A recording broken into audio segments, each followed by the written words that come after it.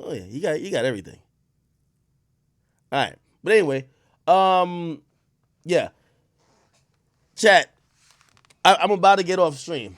I know we're at 23 hours. I know we're close to the 24. I know, but I literally have to like, other than the sleep you saw me do on stream, I gotta get up, go take a shower. I gotta go meet my I think Comcast or Xfinity, one of them. They're installing like commercial internet at my thingy. Also, if y'all follow me on Instagram, I'm gonna show y'all a sneak preview of like what's going on at the headquarters when I get there. What else do I gotta do? Yeah, yeah. So anyway, chat. I gotta run. I really gotta run. I really gotta run. I love y'all. Thank y'all for enduring me. Yeah, chat. I don't even know when I fell asleep, yo. I don't even know when I fell a fucking. Yo, there's something. By the way, I didn't fall asleep because the album's boring. That's not what it is. I keep telling y'all about these album releases. They drop at midnight, nigga. I'm hennied up or liquored up. And also, here's the thing: when I'm liquored up, I can't be passive. I'm gonna fall asleep. If I'm in a car, I'm gonna fall asleep. If I'm listening to music is so passive. Like I'm gonna fall asleep a lot of times. I wish albums came out in the morning. I'd definitely be up because I'm not sleepy in the morning. But they come out at fucking midnight. You know what I mean?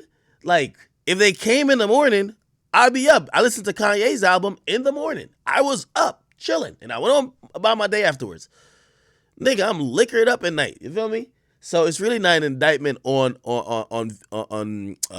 Certified Lover Boy. I'm gonna tell you my quick thoughts, right? My quick thoughts about that particular project is that I'm glad Drake put the joints that I liked on there.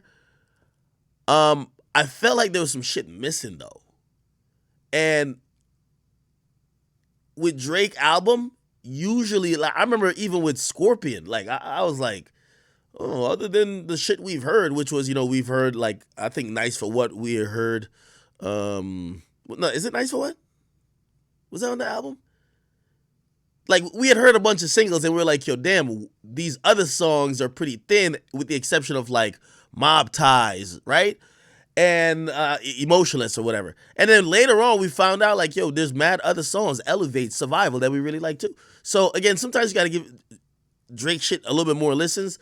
But on first listen, I could say that I felt like it was missing that big single, and I don't think Drake necessarily needs that big single.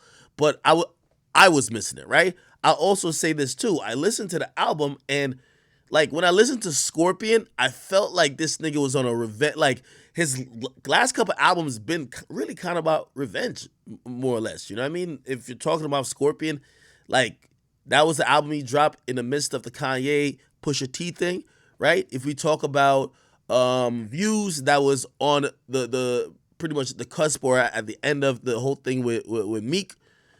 Um, it's always a theme. That I guess that's what I'm trying to say, right? It's always a theme where you listen to the album and you're like, yo.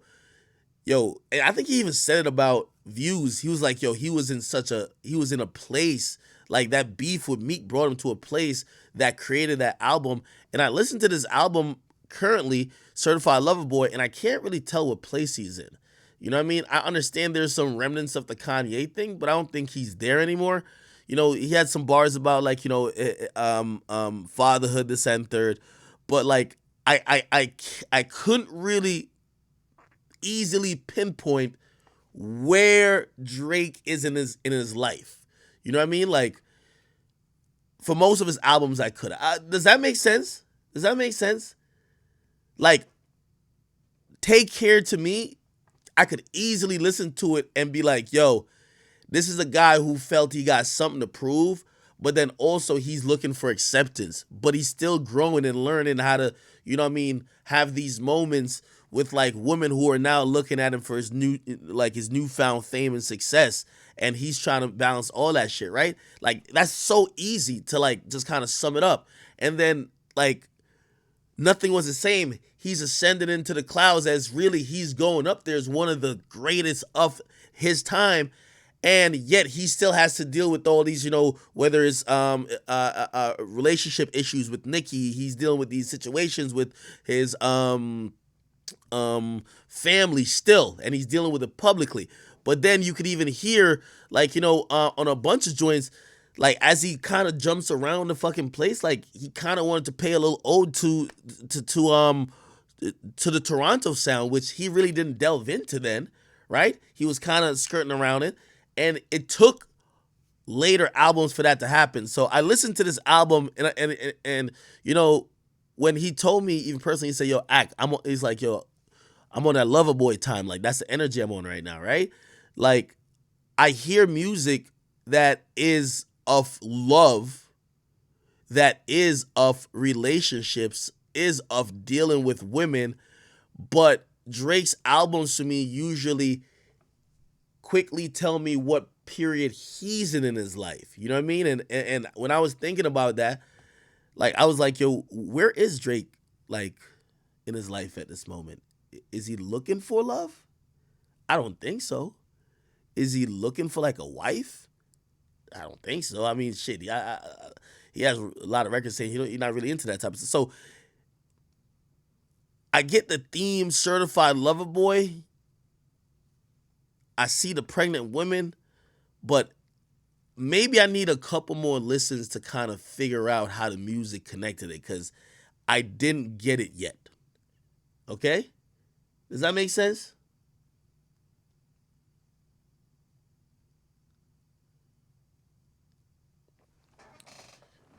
People say, I hear people saying it's mid.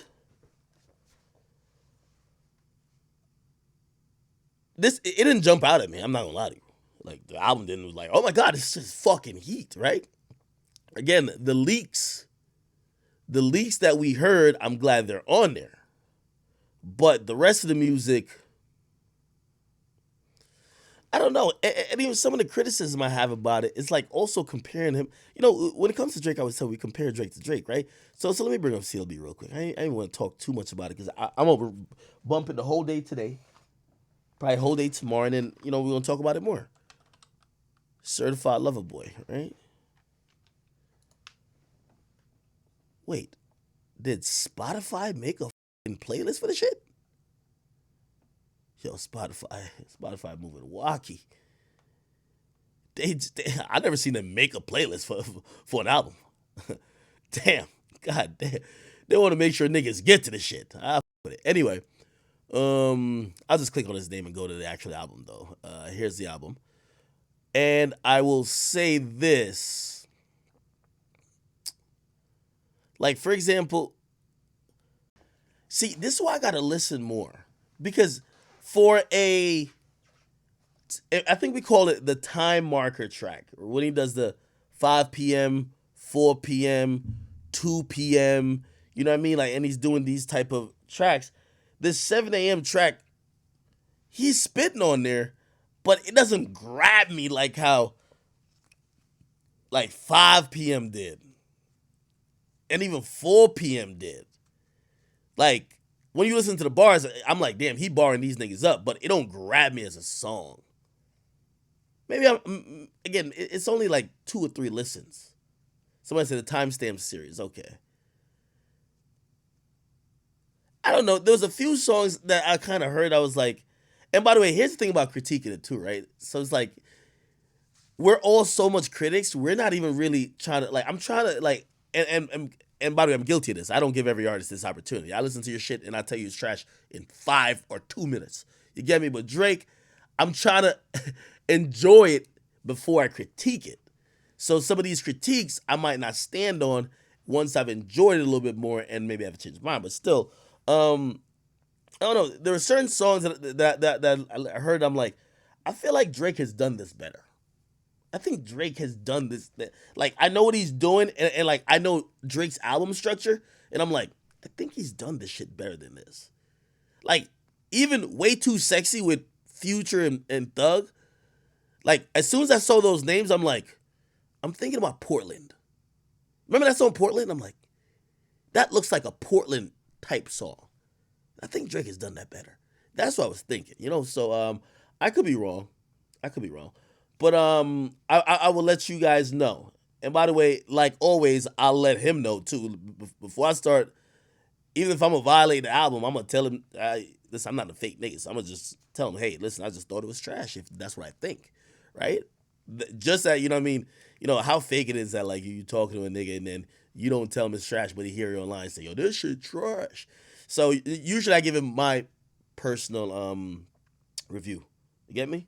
By the way, why wasn't Nicki credited? I know she wasn't on there for like a verse or nothing, but interesting. Somebody said CLB has no songs with #1 Billboard potential. Sosa Capone. That's a good. That's a very astute, and I think a fair take. And that's a question I would ask Drake. I would be like, I don't think cognizantly he attempted to get that song because if he did, the sequence of songs, the beats he chose were not. Hey, I'm looking for a #1. These were like, hey, I'm looking to drop what he might believe is a cohesive body of work.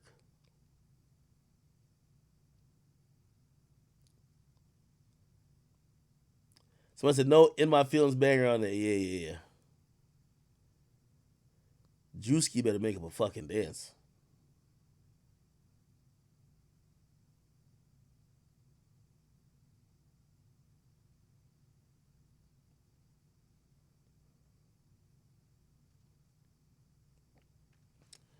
Yo, it's crazy when you put two albums against each other. All the people saying Donda was trash is now saying Donda was good now.